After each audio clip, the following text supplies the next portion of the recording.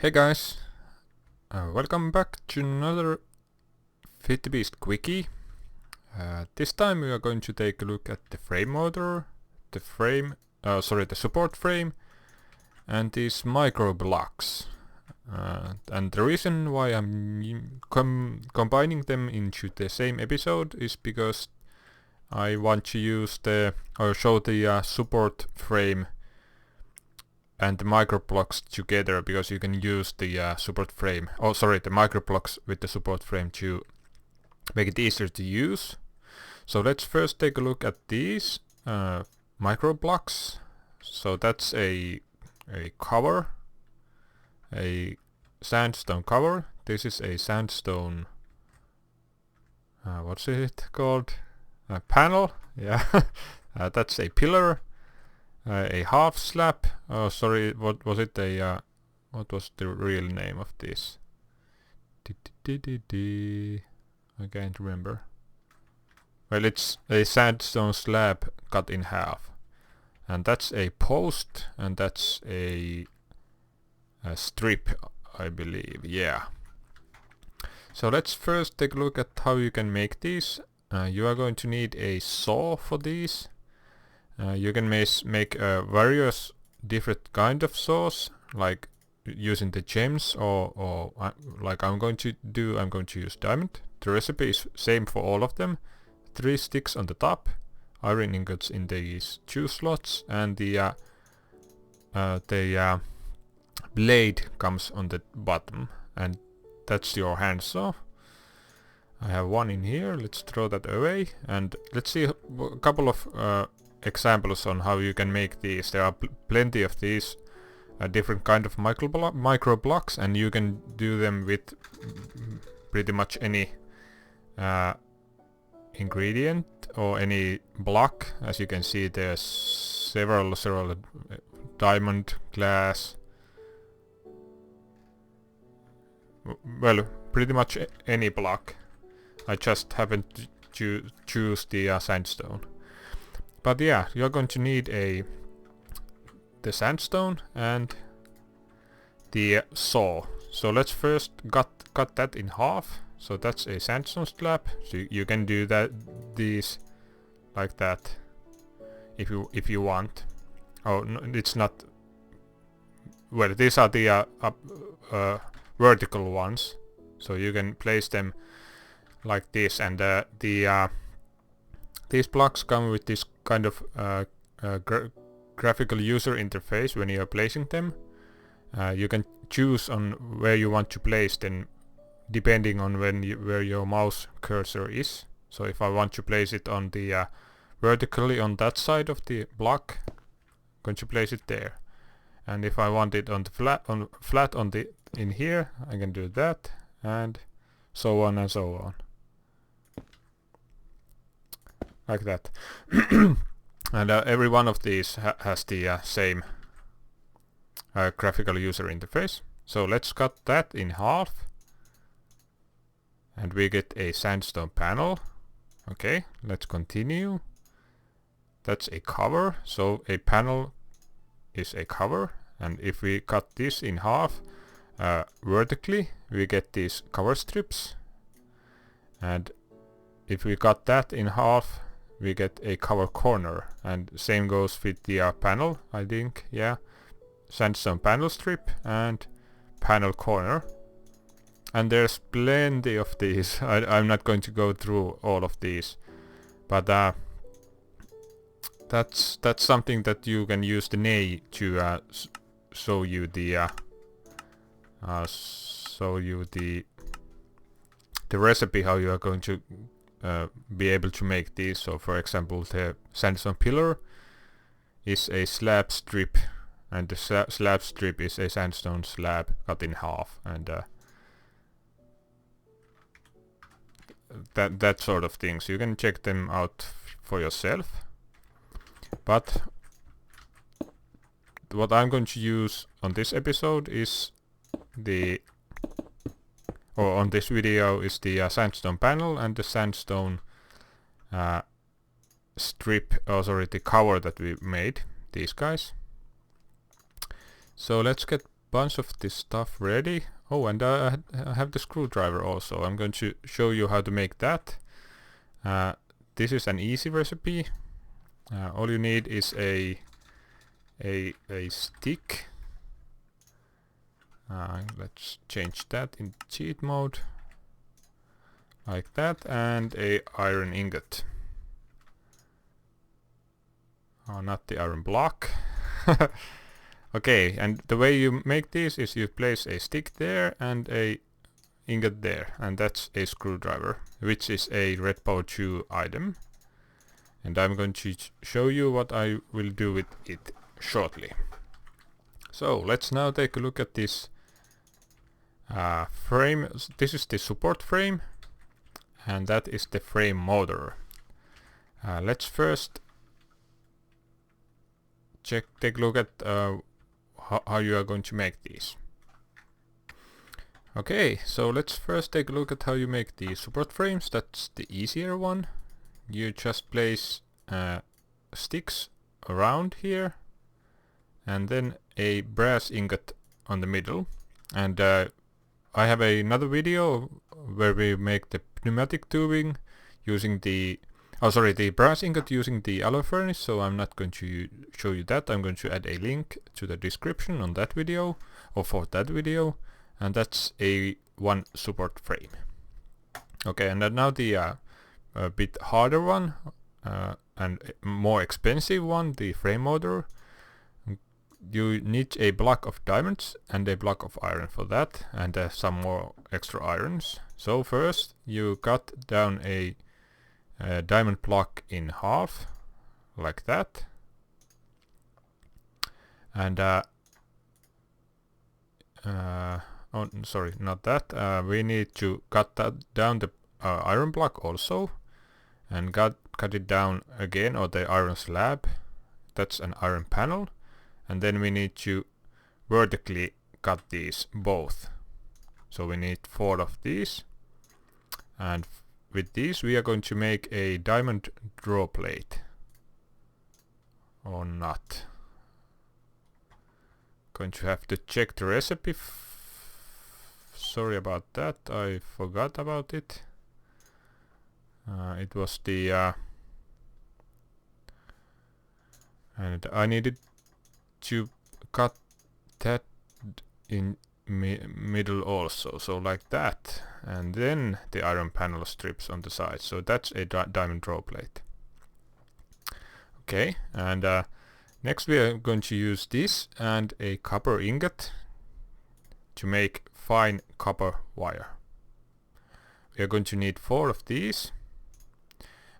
This doesn't consume the diamond draw plate or all of it, it just wears out. As you can see, when I get these fine copper wires, it uses the diamond draw plate, and eventually it's going to run out. Okay, so next we need to make a copper coil, and that's what we are going to need the iron bars for. And if you don't know, iron bars are made like this. Okay, and you place 4 iron bars like this, and since I'm going to need 2 of these copper coils, I'm going to place 8. 2 iron blocks, iron ingots in the middle, and the fine copper wiring on the sides, and that's a copper coil. Okay, now we have those, and then we are going to take the copper coils there, place those in these 2 slots, place iron ingots on here, and then a blue alloy ingot. And the blue alloy ingot you can make with the alloy furnace by smelting silver ingots and blue nickelite, and that's a blue alloy ingot. I'm not going to show you that either right now. Okay, so you place these like this, and you make a blue electric motor. That's a hard word. Okay, and then we are going to make the frame motor, and the way you do that is you place the motor in the middle, iron like so, and then one blue alloy ingot on the bottom and brass ingot on the sides, and that's your frame motor. It's quite expensive, as you can see. You need diamonds and lots of iron, but it's really handy once we get to use it. Okay, and let's turn the day on somehow. Where did it delay, or is it?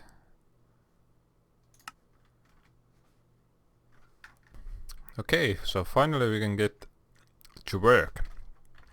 In order to use this frame motor, we are going to need to power it with electricity. I'm going to use the solar panels that we made on another episode. So let's make place the frame motor here on the side, and going to place a couple of solar panels. You don't need this much, but since I'm in creative, I'm going to use it. And you power the frame motor on this side, which has no graphics on it. So as you can see, every other side has something on it. If it's a ventilation or the motor stuff.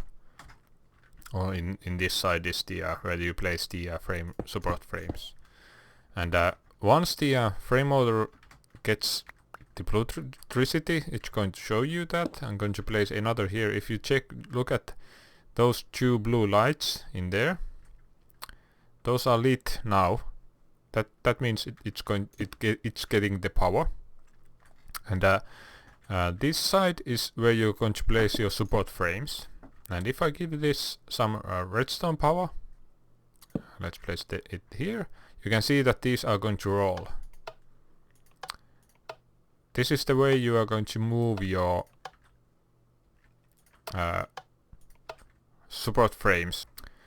On this side you are going to place the block that you want to move. So let's grab some light blue wool. You can use the support frame if you want. It will move, or you can move any blocks, and you probably can move, well, several other blocks if you want. Okay, and the screwdriver comes handy here. If you want to change the orientation or the way that the frame motor is going to send your item, send your block, you can right click it with the screwdriver and it will rotate. So that arrow shows you where it's going to push the item. Okay, and so let's take a look at the support frame then. As you noticed, you can move these with the frame motor, like so, and you can also attach block in the support frames, and that's going to move that block also, like so. And if we have blocks like this is not going to move. The frame motor is not going to move this block.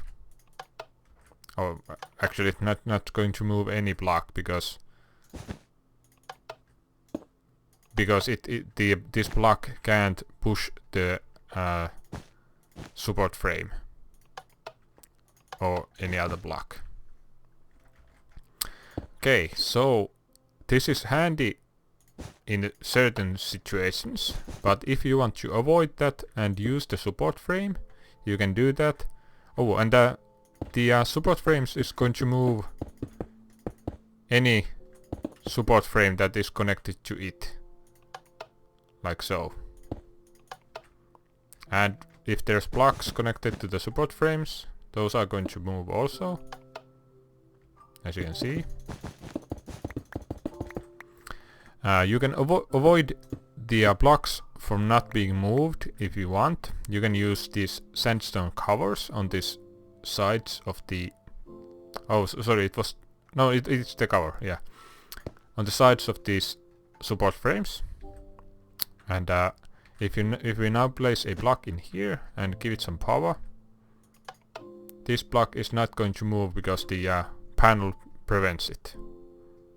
Sorry, the cover prevents it. If this is, I will show you if it's a panel one, it's going to hang on to the block. So if you have a tight space and you need to move these support frames but not the blocks next to it, you can do this, and that's going to work. That's not going to touch that.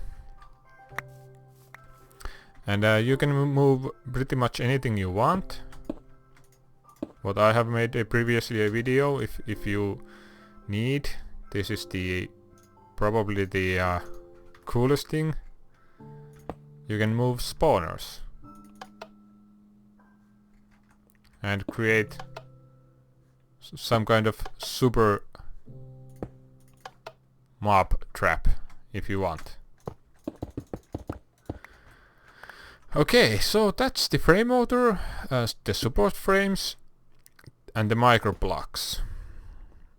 We are going to take a look at the microblocks again on another episode. The one that we are going to do about the wiring on the red power. And yeah, that's about it. I can't think of anything else, at least at the moment, to say about this. I have used frame motors quite a lot. You can do like a if you want, you can do sort of like a drawbridge, or if you have a a castle or something like that, and that's your doorway. You can move that out of the way if we change the orientation of this, and then make it go back downwards, and your floor would be somewhere in here. So there's plenty of cool things that you can do with these, even though it's quite expensive to make.